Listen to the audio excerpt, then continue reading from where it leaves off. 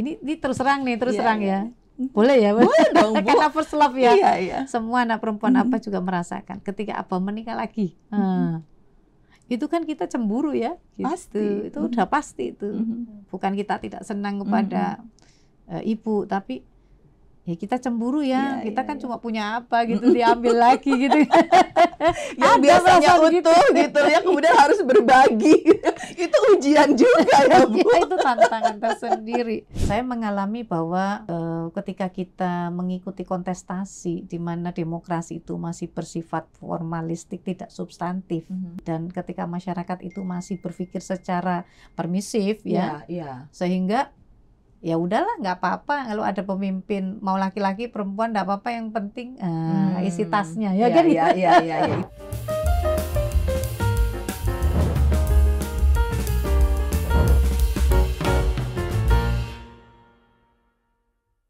Profilnya sebagai seorang perempuan, saya bangga banget gitu lah ya bisa ngobrol-ngobrol dengan Ibu Azizah. Bu, saya menyebutkan nama titel Ibu banyak banget gitu lah, Bu, dari mulai yang tertinggi pencapaian adalah profesor. Apakah ini menunjukkan bahwa pendidikan itu penting buat perempuan? Betul nggak sih, Bu?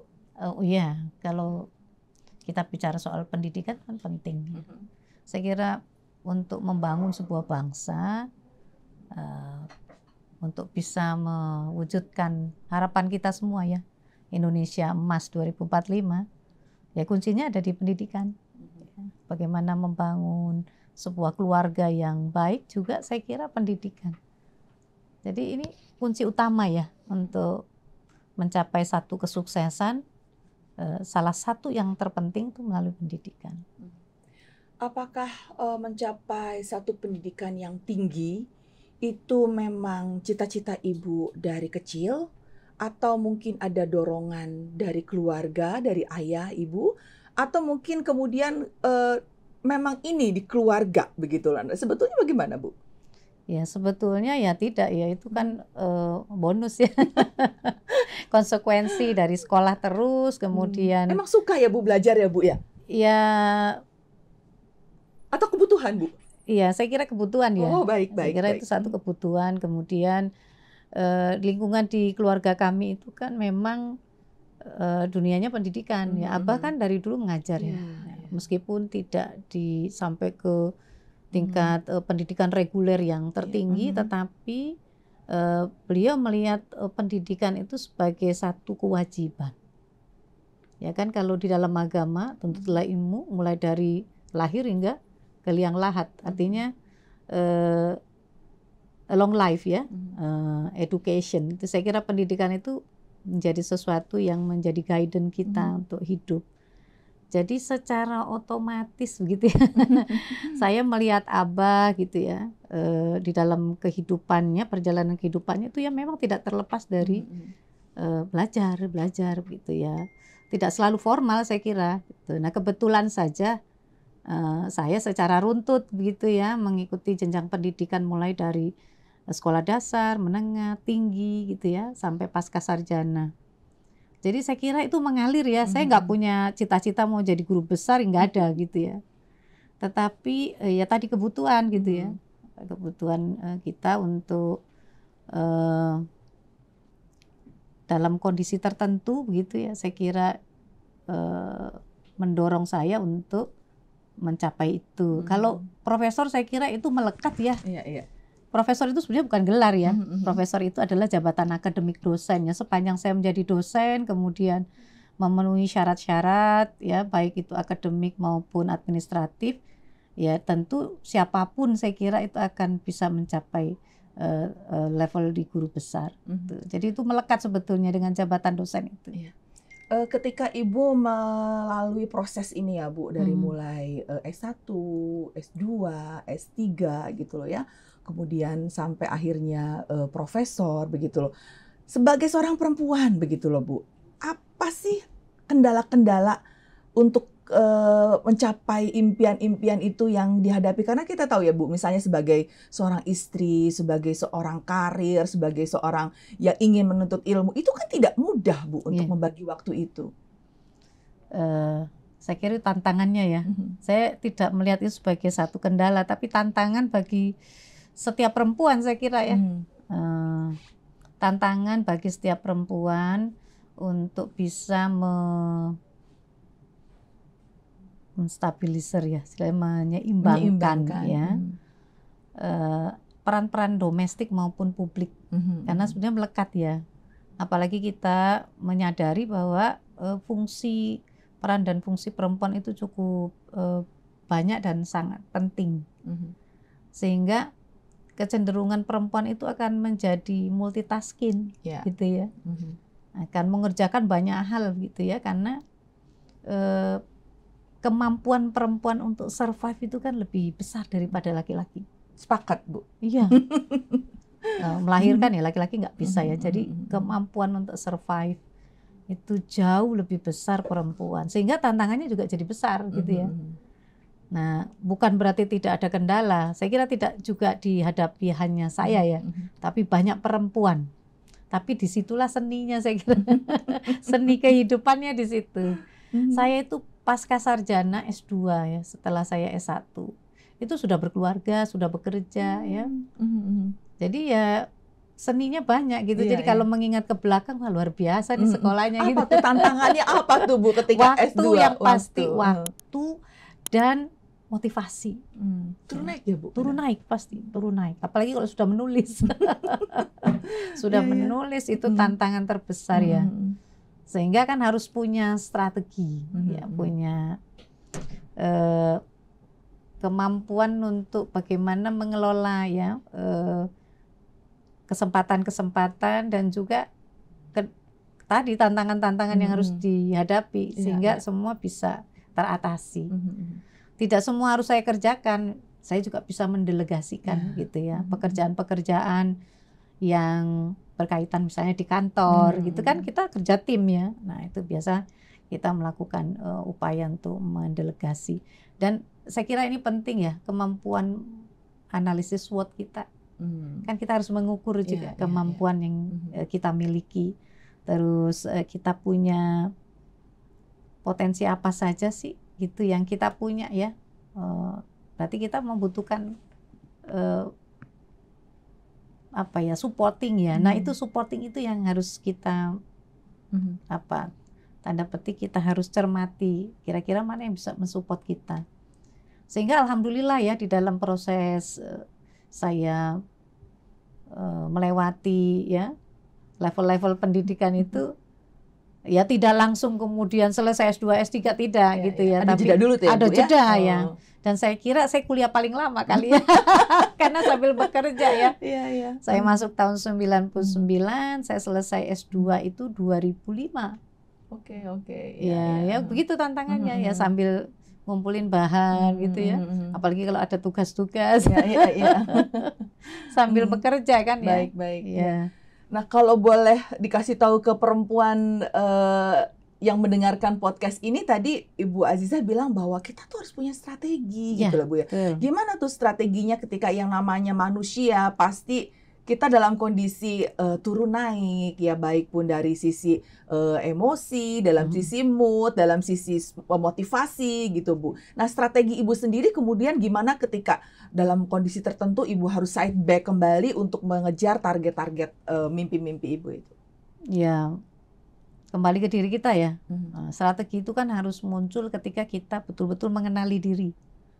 Nah ini yang sangat sulit gitu ya untuk disadari oleh perempuan ketika kita belum mengenali diri kita sendiri, sehingga kita nggak tahu tuh kita ini punya potensi apa sih gitu, kita punya problem apa sih dengan diri kita sendiri gitu ya, tantangan-tantangan yang kita miliki, sehingga kita juga nggak bisa mencari solusinya kan begitu, nggak peka terhadap sekeliling kita. Itu yang saya lihat tantangan terbesar pada perempuan, sebenarnya diri kita sendiri. Menarik sekali. Jadi diri kita sendiri, kita seringkali bilang ini emansipasi loh. Laki-laki itu bagaimana kita gitu, karena kita sebetulnya posisinya sejajar. Bahwa laki-laki dan perempuan itu setara. Nah, bagaimana meletakkan diri kita setara dengan laki-laki, partner kita, ya suami, kolega kerja kita yang laki-laki. Nah, kita menyampaikan bahwa saya kan mengenali diri saya sendiri, sehingga saya tahu saya punya potensi ini, sehingga kita tahu memposisikan diri dengan mitra kita ini, dengan suami, karena kita peka kan, oh ya, Anda membutuhkan saya juga membutuhkan Anda, begitu ya, begitu juga dengan suami, jadi ada sehingga jadi partner gitu ya, ada dari mitra, walaupun batas-batasnya tetap ada ya, tetap Bu? ada. Jadi kita betul-betul mengenali diri kita dan potensi yang kita miliki, sehingga kita tahu apa yang akan kita lakukan dan apa yang memang kita katakan ya mestinya tidak terjadi pada kita. Nah, itu yang saya kira itu menimbulkan benturan-benturan, ya, gesekan-gesekan, bahkan kesalahpahaman gitu ya, karena kita aja nggak mengenali diri kita, apalagi orang lain gitu ya, Bu. Jadi ya. penting sekali ya kita untuk mengenali diri kita. Jadi mungkin mulai sekarang coba perempuan Indonesia yang mendengarkan Women Value ini coba kenali diri dan lebih menggali apa yang ada di potensi-potensi dalam diri ya, Bu. Tapi ketika Ibu as a leader dan juga kita menghadapi dalam tanda kutip dunia leader, pernah nggak sih Bu ada satu titik seperti kemarin lah Ibu as a leader kemudian Ibu mencalonkan diri sebagai wali kota Tangsel begitu. Kita sebagai perempuan pernah nggak Bu ada anggapan bahwa misalnya pemimpin itu mendingan laki-laki daripada perempuan itu sebagai pemimpin itu sebagai perempuan gitu loh. Pernah menghadapi itu dan bagaimana Ibu meyakinkan bahwa perempuan itu punya kualitas yang sama? Iya, sangat. Apalagi Pernah ya, pada Bu? saat Sering, saya Bu, ya? sering. Oke. Apalagi pada saat pilwakot ya.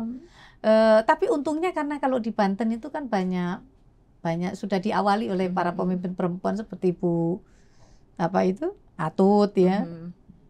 Dan sebelumnya Bu Airin ya. Lalu kemudian saya mencalonkan. Kebetulan ya satu-satunya calon perempuan pada saat itu ya di kontestasi itu. Jadi tentu juga tidak mudah ya menyikapi ya persepsi masyarakat ya soal kepemimpinan perempuan itu. Sehingga ya tentu harus meyakinkan secara kapasitas ya. Kita mampu kemudian menjawab tantangan bahwa perempuan ini tidak punya kapasitas ya, tidak punya elektabilitas gitu kan, tidak punya popularitas kira-kira gitu. Apalagi yang persoalan paling besar adalah isi tas ya. Itu ya Bu ya yang paling. Ya, nah ini persoalan saya kira yang sangat penting ketika kita pilwakot, pasti akan ada tantangan yang sangat besar tengah-tengah masyarakat yang heterogen ya.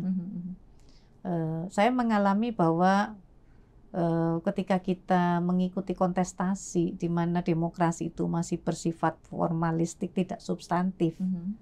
Nah, ini menjadi kendala tersendiri dan ketika masyarakat itu masih berpikir secara permisif ya. Sehingga ya udahlah nggak apa-apa kalau ada pemimpin mau laki-laki perempuan nggak apa-apa yang penting isi tasnya ya kan itu tantangan sekali sekali dan itu juga dihadapi oleh banyak perempuan. Kalau persoalannya ke sana kita sering kali kalah. Ini bukan soal kapasitas tapi bagaimana memberikan pendidikan politik kepada masyarakat gitu. Ya itu tantangan tersendiri, itu saya mengalami betul ketika masyarakat masih permisif ya.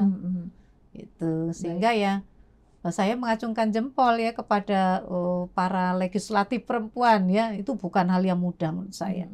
Ketika harus menghadapi situasi yang masih sifatnya formalistik tidak substantif. Baik. Jadi ini juga tantangan-tantangan untuk demokrasi di Indonesia dan juga tantangan-tantangan untuk perempuan Indonesia. Kalau kita melihat istilah-istilah ya Bu, kedekatan Ibu dengan Abah nih pada khususnya. Ada istilah seperti ini Ibu. My dad is my first love. Ayah adalah cinta pertama anak perempuan. Bagaimana Ibu dengan Abah sendiri? Apa ya? Pinginnya ya kayak apa nyarinya? Tapi nggak dapet nggak gampang ya. Sosok kayak Abah itu orangnya lembut, ya, penyayang, tapi tegas. Dan apa orang yang sangat ulet ya kan, apa dari bawah. Apa orang yang sangat konsisten. Jadi kalau mau nyari ya yang paling seberapanya lah, nggak apa-apa, pokoknya mirip-mirip apa, kira-kira first love-nya begitu ya. Jadi pada saat ini terus terang ya. Boleh ya? Boleh dong, Bu. Karena first love ya. Iya. Semua anak perempuan apa juga merasakan. Ketika Abah menikah lagi, itu kan kita cemburu ya. Gitu. Pasti. Itu udah pasti itu. Bukan kita tidak senang kepada ibu, tapi ya kita cemburu ya. Kita kan cuma punya apa gitu, diambil lagi gitu. Yang biasanya utuh gitu ya, kemudian harus berbagi. Itu ujian juga ya, Bu. Ya, itu tantangan tersendiri. Jadi kami mencoba beradaptasi. Itu kan perintah agama kan, nggak boleh dong Abah kemudian sendirian ya. Tentu apa juga membutuhkan pendamping. Akhirnya kami mengikhlaskan itu, dan itu juga memerlukan proses. Gak bisa serta-merta kami menerima. Saya yakin yang lain juga merasakan. Pasti ya. Begitu. Ya bukan berarti ibu tidak baik, ibu baik. Gitu. Tapi kami yang harus belajar untuk beradaptasi, menerima semua. Tapi tentunya Abah juga ada usaha dong, Bu, ya, untuk mendekatkan dengan anak-anak. Abah itu orang yang apa ya? Sama perempuan itu lebih peka. Abah itu lebih peka kalau sama perempuan, karena Abah kan sejak kecil ditinggal almarhumah ibunya. Jadi beliau sangat memuliakan perempuan. Jadi ya yang pertama didekati yang anak-anak yang perempuan. Pasti. Yang jadi lebih dekat ya dengan gitu. anak-anak perempuan ya. Berarti ada beda dong mendidik perempuan dengan mendidik laki-laki untuk anak-anak Abah. Pasti kan pendekatannya berbeda. Baik, saya kembali lagi ke Ibu, profil diri Ibu sendiri. Ibu Aziza sudah menjadi profesor, kemudian pernah kiprah di politik, kemudian juga sekarang ini sibuk untuk menghimpun pengusaha-pengusaha perempuan gitu loh ya. Nah, apa sih mimpi Ibu yang belum tercapai sampai hari ini, yang masih ingin Ibu raih? Ya, yang pasti yang sampai hari ini ya, karena itu amanah dari Abah. Ingin terus berbuat baik, ingin memiliki manfaat yang lebih luas ya. Karena sejak dulu saya mengabdi sebagai aparatur, sebagai dosen, sebagai guru. Saya mengajar guru juga pernah. Saya punya mengajar di sekolah, pernah mengajar di kemudian saya mengajar bersamaan dengan saya mengajar di kampus. Tahun 2005 saya sudah mengajar. 95 saya sudah mengajar. Baru 2005 di SKK. Jadi saya ingin terus bisa berbuat baik dan memberi kemanfaatan secara lebih luas. Dan ada satu cita-cita saya yang saya inginkan. Saya ingin punya perguruan tinggi sendiri. Amin. Mudah-mudahan dikabulkan Allah Subhanahu wa taala untuk keinginan Ibu ini memiliki lembaga pendidikan sendiri. Karena itu yang ditanamkan apa ya. Yang bisa kita tinggalkan itu kan ilmu yang bermanfaat. Nah, kayak lembaga pendidikan itu di mana candra di muka untuk mengkader, menciptakan generasi-generasi yang berkualitas, generasi yang berakhlakul karimah, ya kan. Jadi harapannya saya punya lembaga pendidikan sendiri, punya perguruan tinggi sendiri, pinginnya ya. Kalau ditanya keinginan supaya ama saya terus. Mudah-mudahan saya wawancara Ibu lagi 10, 15 tahun, 20 tahun kemudian itu sudah terwujud ya, Bu. Sebelum kita tutup wawancara ini, satu pertanyaan terakhir yang ingin saya dapatkan dari Ibu. Untuk seorang Ibu Aziza, perempuan yang bernilai itu seperti apa? Perempuan yang bernilai ya. Dalam pandangan saya ya, perempuan yang dekat dengan Tuhannya. Orang yang dekat dengan Tuhannya, perempuan yang dekat dengan Tuhannya, dia juga mengenal dirinya. Jadi orang yang mengenali dirinya itu mengenal Tuhan. Itu perempuan yang bernilai. Sehingga dia tahu apa yang boleh dan tidak boleh dilakukan, menurut saya ya. Sehingga dia akan mengasah dirinya dengan kemampuan, kompetensi, dan keberanian. Jadi banyak orang punya kompetensi tapi tidak punya keberanian untuk melakukan kebaikan.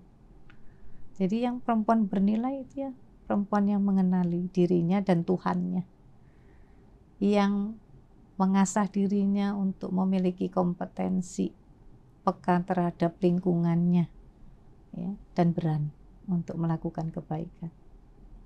Terima kasih Ibu Azizah, dan saya yakin sekali apa yang Ibu sampaikan pada kesempatan ini bisa memberikan inspirasi untuk perempuan Indonesia dalam meraih mimpinya. Saya Krisanti, sampai jumpa dalam podcast berikutnya. Terima kasih.